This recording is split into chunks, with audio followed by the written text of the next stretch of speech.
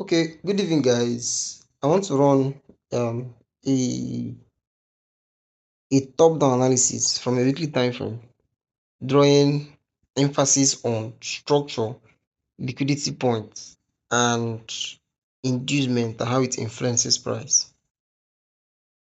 So let's have a deep dive. Okay, now there's this kind of structure where price breaks a structure like this.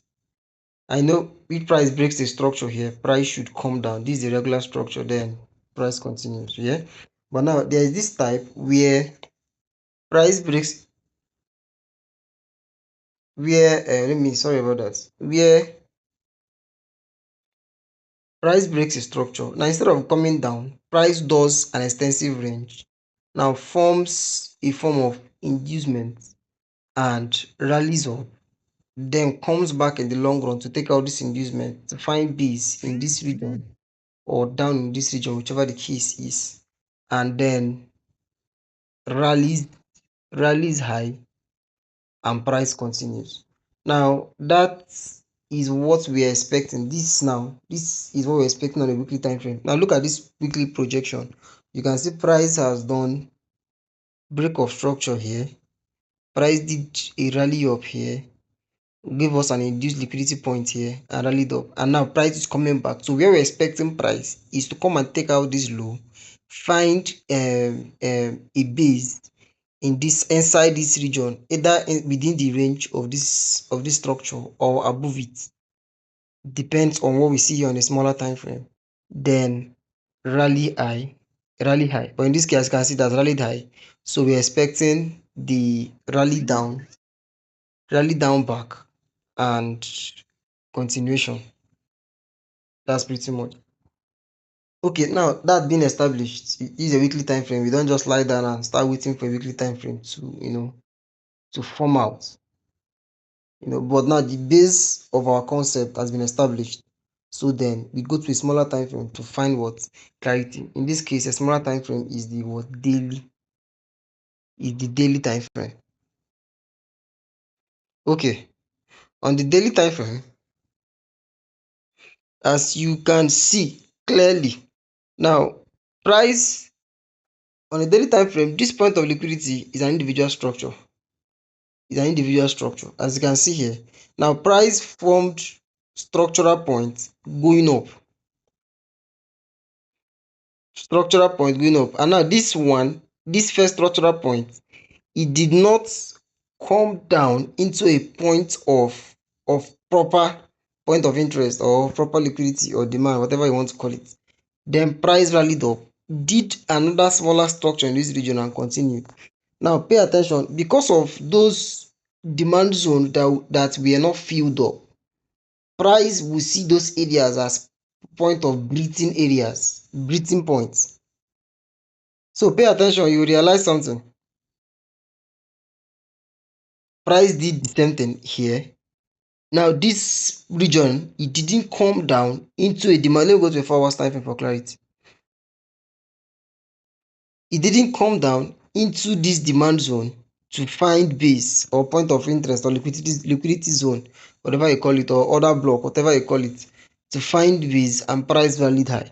Now on price retracement, when two structures align before a price retracement, if price breaks the first structure, it will find base on the demand zone where price is lacking, where price failed to pick up in previous price. That's what happened here on a daily time frame. Pay attention when I said when two structures aligned. Let me point it out so you get me.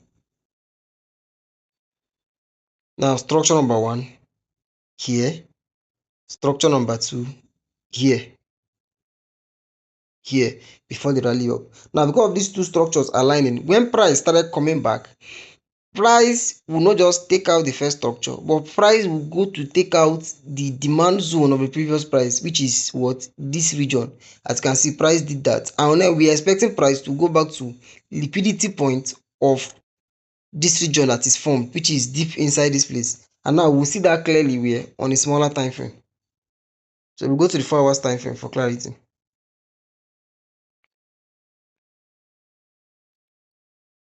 Now when we come to the 4 hours time frame, pay attention. you notice that there are a multiplicity of structures that were taken. Even if there are 10 structures that are taken out in the same line, as you can see, when I say structures, look at what I'm pointing out. 10 structural points. Look at all these string points. They are all structural points. 10 structural points, all points taken out in range.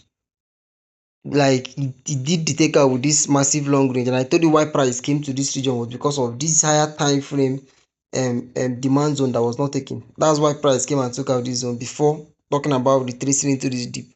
We will expect price to validate the first structure, which is this first structure, in its retracement before price continuation to down or price continues upward, whatever the case may be. So in this case, price has taken out all these structures. So we are expecting what? Price to come back where? To this region. To this region here. Why are we expecting price to come back to this region? Because of this structural point. And if you go to a smaller time frame, you realize that this line I kept here was where this first structure found reversal points. That was where the supply zone of this first reversal point was. So we're expecting price to go back to that point to get liquidity lying here before we're looking for a down movement or an upward movement. So, but me, from my analysis, I'm expecting a down movement because of 50 weekly analysis I have already pointed out. Did you get that? So now, this is the 4 hours time frame, is a big time frame. This is good. Now, how will price go from here to this point becomes our next target. So we go to a 1 hour time frame for clarity. Now on a 1 hour time frame, pay attention, you realize something. Now when this is now an order flow environment, we've already established structures, although order also flows in form of structures, but now these are smaller structural points influenced by this bigger structure. Now price does not just move on a straight line, as you can see, but now in this case, whenever four structures, look at this, four structures, 1, 2, 3, there is something that happened here. If you pay attention well, you will see it, that made it a fourth structure. A fourth structure. Whenever four structures outline, price most times takes out 2 or 3 clear structures. In this case, this clear structure here is 1 here and 2 here. So these places are points of what? Liquidity. This place is being points of liquidity, which means price will find base inside this region. Inside this region, as you can see, e did. Then continue to take out. Now, in order flow going up, we got our first trade from this first structure, second trade, this second structure, third trade here, our about some trades here in a smaller time frame. Then all these areas became liquidity point because price need to take out this liquidity hanging below these areas so that it can get base to continue going up. Now look at what price did. Price broke the first structure, retraced, got supply zone. Second came down. It has not taken out the second one yet. Supply zone came down, then took out the whole range. After taking out the whole range, he found liquidity here. He found base here. Price reversed. And to confirm price reversal, look at this structure that has been broken here. After price took out this last liquidity here, look at what price did. Price came here, took out this structure. What are we expecting?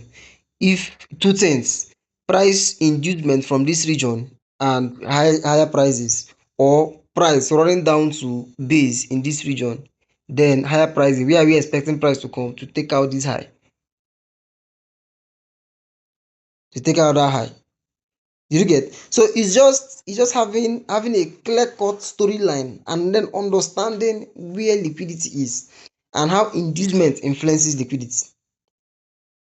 That's how to know a defined storyline on where you're expecting your price to be and where it's headed. You get structure, different types of structure, inducement, relationship between structure and inducement, and how they move around. Then liquidity, supply zones, demand zones, and all those areas that you're expecting price to come to, points of interest, And mind you, market does not move in a straight line. So long as there's a clear structure, there must be what we call an order flow. Order flow is basically how price moves from one point to the other, and price does not move in a straight line. Price moves in structures. So watch this video again and again and again till you understand that. And I'll explain to you in structural points and price coming for liquidity. There are different types. This is the base type where price comes, takes out these points, comes in, finds inducement and rallies. Yeah, I'm sorry, finds liquidity and rallies. That's the base type. The second type I explained was where price rallies high, breaks structure. Instead of coming to this point, it forms a form of inducement, comes back, takes out this inducement, but it will not come this low like it should, comes here and rallies high. And that type I explained is a give me a minute. Another type I explained is where price breaks structure like this, does a double inducement. Because of the double inducement, price comes back to the previous base, gets a dip and rallies high. And that type I explained was the one I said that price can do a triple inducement point, forming a new structure above and losing focus on the base structure, which is first structural point. Price breaks this, gives us first inducement instead of coming low, gives us second inducement. This second inducement, instead of now hanging somewhere, it should have come lower, but now it got stuck here, gave us third inducement. Once there is this first inducement, second inducement and third inducement like this, price loses attention from this environment and this new structure becomes a defined break of structure. Price comes here, gives us a new trade, comes here, gives us a new trade. Because of this outline liquidity, price takes out 1, 2, 3. Like I explained, when four structures are lined up, price takes out 2 or 3 structures, but in this case most times it takes out 3. So price comes here, find base and continues rolling. Did you get me? So now there is also this type of inducement where price, I pointed this one out, what we're looking at from the weekly time frame, where price runs a break of structure like this. Yeah. Now instead of coming doing some price reactions here, it just does a long flip. It happens a lot in gold. It comes down, finds a breathing point, then do another long flip, then come back to find base, either to take out this region, then what, an extended range. Once you understand this type of structure, then how it's influenced by liquidity and how it's influenced by demand zones, trading gold becomes as easy as it can be. Everything I'll be working on you guys will circulate around what I explained in this video. So watch it again and again and again until you get the point. Alright guys, take care of yourself and have a blessed day.